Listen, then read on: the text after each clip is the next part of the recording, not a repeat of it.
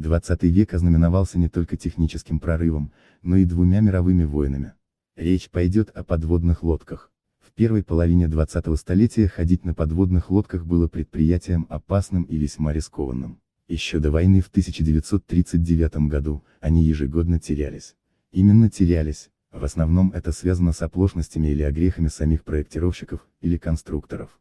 Подводные военные корабли только начинали набирать силу, поэтому некоторые нюансы их нахождения в подводном положении были не учтены из-за слабости исследований. В этом нет никакой тайны и мистики. Но вот незадача, даже если исключить те субмарины, которые покоятся на дне в результате боевых действий во время Второй мировой войны, то в то же самое время их исчезло более сотни. Если взять период послевоенный, вплоть до 90-х годов прошлого столетия их потонуло 2 дюжины, хотя за это время технологии продвинулись далеко вперед.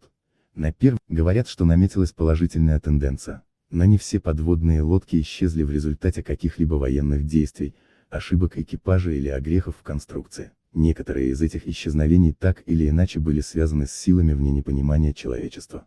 Такими силами, которые прячутся глубоко в толще океана. И тому есть примеры, 3 из которых приходятся на 1968 год.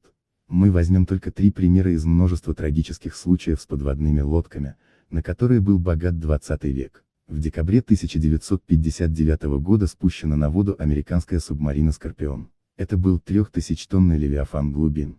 Он уже был оснащен атомным двигателем. Это была гордость американского флота. Субмарина считалась одним из самых надежных кораблей во всем военно-морском флоте. Он без нареканий нес свою службу.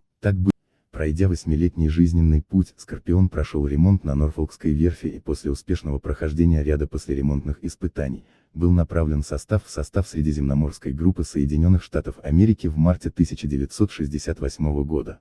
2 месяца эта подводная лодка честно несла свою службу, пока странным образом, вместе со всем своим экипажем в количестве 99 человек, на обратном пути в Норфолк, по странным обстоятельствам вдруг не исчезла. Ее маршрут был обычным и простым.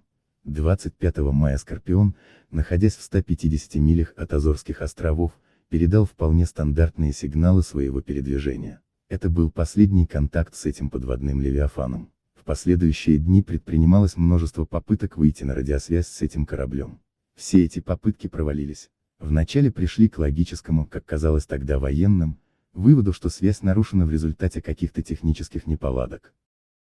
На тот момент никому и в голову не приходило, что могло произойти какое-то несчастье, учитывая надежность этого корабля. Однако, время шло, а «Скорпион» так не показывался на поверхности. В результате его официально объявили как не вернувшийся в порт назначения к положенному сроку. Начали поиски, которые продолжались несколько недель, но подводная лодка так обнаружена не была. В результате, корабль классифицировали как утерянный.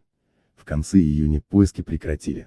В это время, после официального объявления субмарины потерянной, в среде американской прессы появились слухи о том, что якобы в руках военно-морского флота Соединенных Штатов Америки находятся пленки, на которых записаны радиоразговоры со «Скорпионом». Если исходить из этих слухов, незадолго до своего исчезновения, первоклассный подводный корабль преследовал некую странную цель, которая двигалась со скоростью, явно превышающую возможности любого корабля земного происхождения.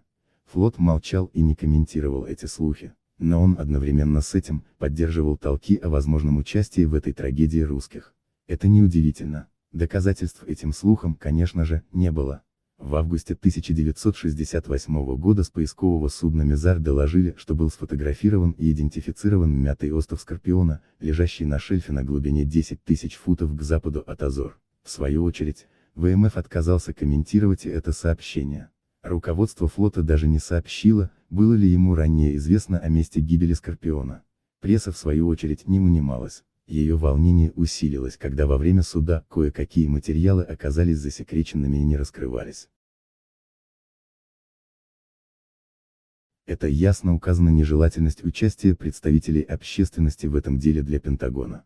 В результате судебных слушаний, окончательного решения по данному факту так и не было вынесено. Сам ВМФ вполне удовлетворился своим же заключением, согласно которому, гибель субмарины была связана с трагическим сочетанием человеческих оплошностей и механической неисправности. Были предположения о вмешательстве инопланетян в эту трагедию из-за слухов о необычном объекте, который якобы могла преследовать подводная лодка и который упоминался в последнем донесении с ее борта.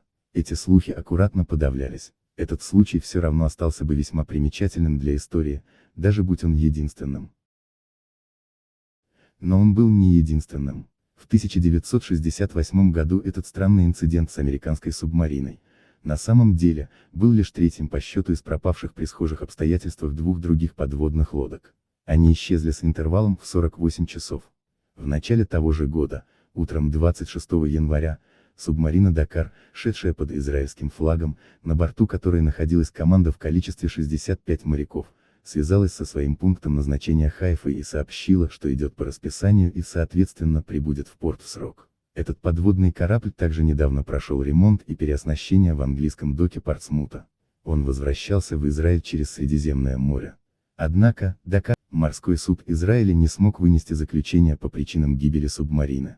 Ровно в полночь 26 января на одном рыболовецком судне на Кипре, которое находилось в 40 милях к северо-востоку от последнего известного местоположения Дакара, видели некий светящийся овальный предмет, проскользивший беззвучно под носом с правого борта. Этот предмет был весьма большим.